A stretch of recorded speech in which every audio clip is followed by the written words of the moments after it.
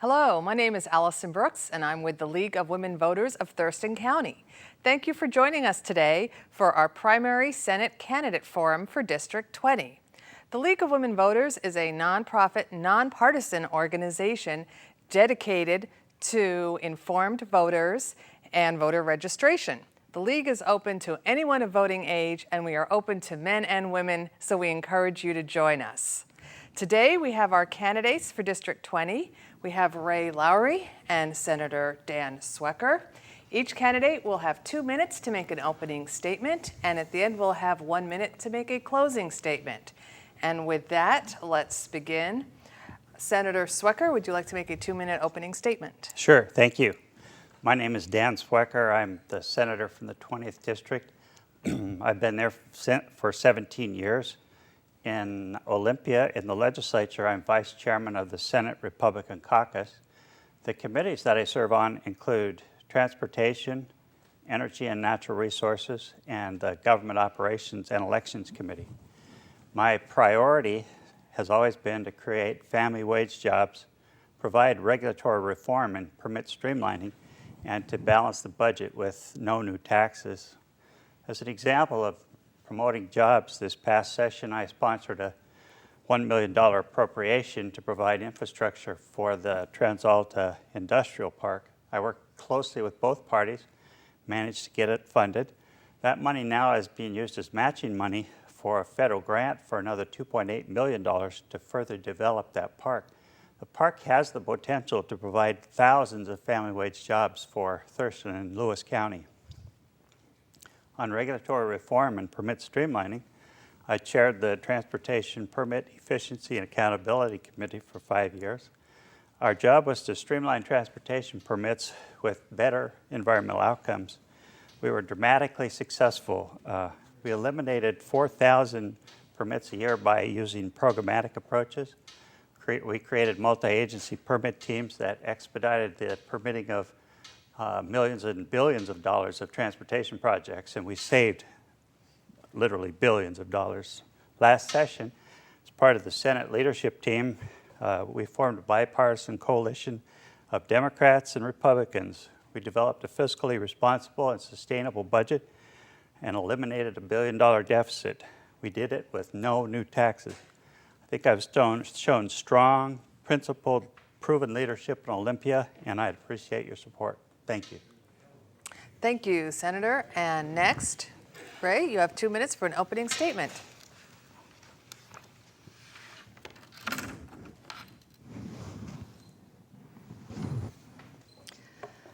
Oh, beautiful for heroes proved in liberating strife, who more than self their country loved, and mercy more than life.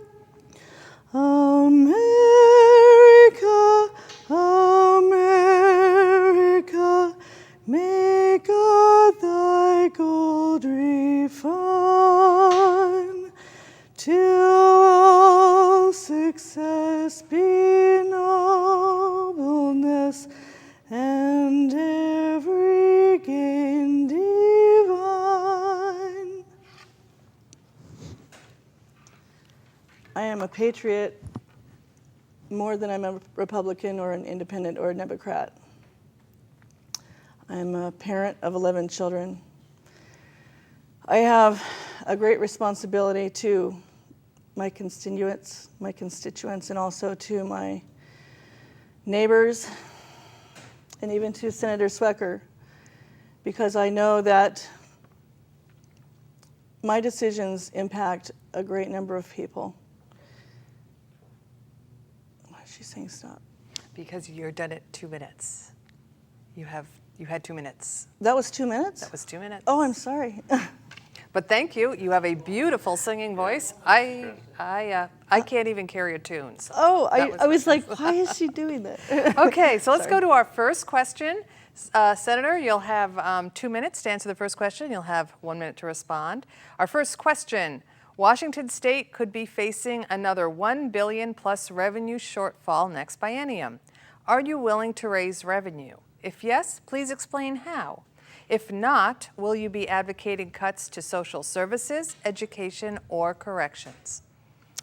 I'm not willing to raise taxes. It's one of my principles that I believe needs to be sustained. I think right now the rest of our economy is struggling, and to raise taxes puts a burden on other folks.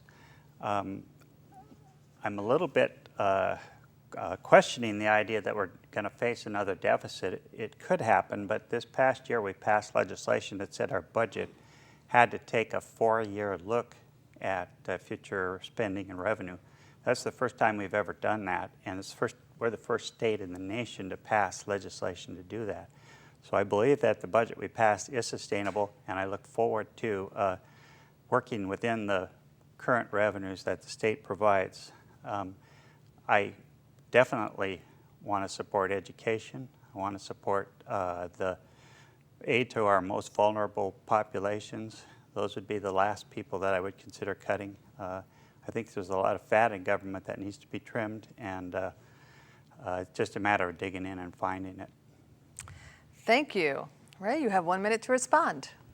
Actually, I agree with what you said, Senator. I think that you're on the right track. I think that some of the fat, as you called it, that needs to be cut, I think that we should be asking the people that actually work in government, maybe anonymously, where they think the cuts should be, because they know where the waste really is. We can speculate, but I think that we need to dig in there and have the, even small cuts, 100 here, 100 there, all that stuff adds up to big numbers ultimately. Thank you. Next question, Ray, you get the next question, 2 minutes. Funding for public higher education has decreased by 50% since 2008. Tuition at the University of Washington increased 20% last year, by double digits again in 2012, and at Washington State by 16% in 2012. In your view, where should we go from here and how? Well, I think that, I like sports just as much as everybody else, but I think that sports is sucking a lot of money out of the education system. It could be self-sustaining because sports events, people pay to get in there and they pay for the food and all that. So if we stopped funding the sports and made that an extracurricular, then I think that would leave a lot more money for the things that we really need. We've already cut it so bare, and the students are already paying so much. But I think that's the first place that I would look. And maybe after looking into it, I would find that that's not where we would cut it. But I need to at least look at it. Right now, it seems to me like everything that I'm reading seems like they have so much money, and I can't believe that would not be spent better somewhere else. Senator, you have 1 minute to respond. Sure. I have heard that at the University of Washington, about 1/6 of the revenue comes from state funding. That means all the other sources like grants and donations and research proposals and things like that come from other sources. I think it's important that we rethink higher education. In my day, we went to college for 4 years, got a bachelor's degree, and then went on if we decided to. I think today information comes at us in a totally different way. It comes up at us in different pieces, perhaps smaller pieces, especially things like technical information. So finally, I think people need to make good choices about where they go to school. I'm a great advocate of the community college system, and that can be done at a relatively inexpensive rate. And then move on up to the four-year colleges when the time comes. I think it's important that we look carefully at all of the aspects of funding higher education. If we can do more, I'm in favor of it, but I'm afraid right now things are pretty tough. Thank you. So, Senator, you get the next question for 2 minutes. All-day kindergarten failed to pass the legislature in the last session. Would you vote for all-day kindergarten in the next session? Why or why not? I do support all-day kindergarten. I'd like to see us have that available. Again, it's a matter of money. One of the things you have to remember is that with 2 working members of each family, it's difficult for people to have half-day kindergarten and then have to make other provisions for their children. unfortunately, that's a fact of life nowadays. So yes, if we can afford it, I'm in favor of it. I know we're going to have to look very carefully at our education budget, and I know other folks have special expertise to do that, and I'm looking forward to hearing for good alternatives. Thank you. Ray?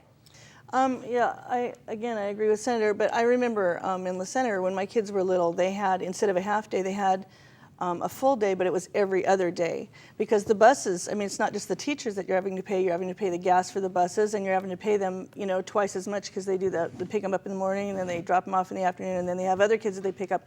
So if you have every other day, then you have a lot less gas costs, a lot less, and the teachers can double up. They have Monday, Wednesday, Friday, and Tuesday, Thursday, Friday classes. So I think that's a potential solution. They're still in the same amount of time, but it's not costing nearly as much. Thank you. Ray, you get our next question, 2 minutes. We know our transportation needs are seriously underfunded. We do not have the adequate revenue to maintain our highways or ferry system. What would you do to support ensuring adequate funding in order to provide a safe and reliable transportation system? Well, I'd love to have what they have over in Japan, but we just can't afford it. Somebody's got to pay for that stuff. Like the light rail, everybody's talking about that they'd like to have it, but somebody's got to pay for that. I see the buses being way underused and extremely inefficient, and I would love to see a system where the buses were able to come into Ridgefield from Vancouver. I work in Vancouver, and there are a lot of my clients that cannot work because they can't get into Ridgefield where some of the jobs are. So if we were able to somehow refurbish that system, I think the ridership would be a lot better if they had a more efficient system. Thank you. Senator? Well, I've served on Transportation Committee now for about 12 years. I was the ranking Republican member on that committee, and it was a bipartisan committee, so we always worked together, and that was really good. I got to see the very insides of the budget and the revenue sources. What we found out is that our gas tax basically stays level and does not increase with inflation. And so about every 10 years, we have to readjust that gas tax to be consistent with education. That gives us a bit of additional funding, both to take on new projects, but also to maintain the roads we have. In the future, I think we're going to find we have to have other sources of funding, tolls, local revenue sources, transportation investment districts. These are all alternatives that are available, and we just have to find the right mix for a particular project. Okay, thank you. Senator, you get the next question, 2 minutes. In the next legislative session, do you see additional changes to public employee pay and benefits as necessary? What changes would you advocate and why? I think this session we took a look at some of the retirement programs, some of the what appeared to be fundings that was not sustainable. I would guess that that's the kind of thing we'll look at again. I don't see us modifying collective bargaining powers by the state employees. As we saw with Wisconsin, that had a huge kickback, and I don't think anybody in this state has a stomach for that. So I just think it's going to be watching closely, perhaps looking at some contracting out alternatives. For example, we're talking about that with some of the hatcheries, fish hatcheries, and that private sector can supply those fish at much lower cost. It just means hard work. I mean, you just have to get down in your budget and dig deep and find the right strategies. The problem with cutting overall employee resources is we lose employees, and our district is heavily involved in state government. So when it's possible, I like to have some sort of protection for people that are currently employed, but we can definitely change the way we do business with future employees. Ray, you have 1 minute. Well, it used to be that working for government of any kind was kind of a cash cow. You knew you were going to have medical benefits, you knew you were going to have a retirement, you knew you were going to have a good wage. And that seems to be less and less the case. And I'm not necessarily sure that that's a bad thing if it creates more money for other jobs, but I'm not necessarily sure that that's the case either. If the money is not there, it just goes away. So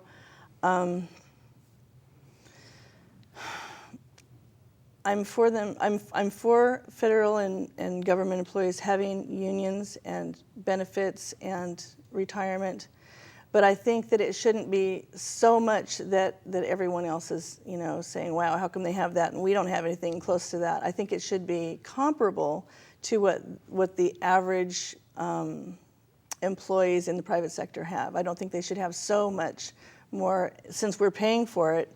That we can't afford our own lives because we're paying for them to have a better life. Thank you. And we have our last question. And our last question, you will each have 1 minute. And Ray, I will let you go first. 1 minute. In the next session, how would you support the growth of jobs in Washington State? Oh, I have big plans for that. Back in the 30s, the CCC created jobs for people that had, no money, and I would do something similar to what they have in like college work study, where I would like to pair up people that are on the welfare program, on unemployment, kind of pair up their skills and their interests in a job like a volunteer process, or have a stipend where they have a certain amount of money. But if they want to earn more, then they could take a job out of this area, similar like what they did to college work study, so that they not only gain skills, but they also gain the contacts, the networking, and also have some job experience. And I think that would work really well. And I can't believe that we're not doing that now, but I'd really like to see that put in place. Thank you. Senator, you have 1 minute. I think the opportunity for future jobs in the state lies with the private sector. I think we all know that the state is struggling as much as anybody else. I think the thing that prevents the expansion of the private sector is primarily the regulatory process that they face, in particular getting the permits that they might need to develop new businesses or grow existing businesses. That's an area where I'm very passionate and have worked very hard in that, and will continue to do so. A lot of folks talk about regulatory reform, but they really haven't had the experience to do it. I have had that experience, and I was with the Transportation Permit Efficiency and Accountability Committee, where we got all the state agencies together and figured out how to program folks' time so that we could be much more efficient in what we accomplished. And we also ended up with better environmental outcomes. We were seeing projects delayed as much as 3 years, which drove the cost of these projects through the roof. We managed to get past that and do some real serious cost savings and time savings. Those are the kinds of things I think will make it possible for the private sector to expand. Thank you, and thank you both. We now have 1 minute each for closing. Ray, I will let you go first. 1 minute closing statement. Okay. Well, first of all, I would like to say that Senator Swecker, I think that you have done a fine job. I have nothing against you. However, I think that I have a different agenda. My agenda is more toward the people that are not represented. In my job, I work as a homeless employment navigator. I help people that are homeless get jobs. And I'm seeing a lot of really good programs go by the wayside one after another. And I think it's because those people don't have a voice, and I would like to help them to have that voice that they need. And I think that I'll be able to do that effectively. Thank you. Senator, 1 minute. Well, thank you. One of the benefits of having been in government, particularly in the Senate for 17 years, is I have excellent relationships with both sides of the aisle. I've worked very hard to maintain that. I never have served under a Republican governor. Most of the time the Democrats have been in charge. So what I found is I need to take my principles into the marketplace of ideas and find solutions that solve people's problems. Those are the things that make people happy and keep us moving forward and working together. And I think, given my history and my background, my reputation with my colleagues, I think I'm the right person to do that. And I sure appreciate folks' support. Well, thank you, and thank you both. And I would just like to point out to our viewers that one more candidate, John Braun, was not able to join us today. He does have a good excuse. He's at his daughter's high school graduation, so that's a good excuse. So thank you to our viewers. Thank you to TCTV for hosting our primary candidates forum. Thank you again to our candidates, and please remember, democracy is not a spectator sport, so please vote on the primaries on August 7th. Thank you again for joining us, and please join the League.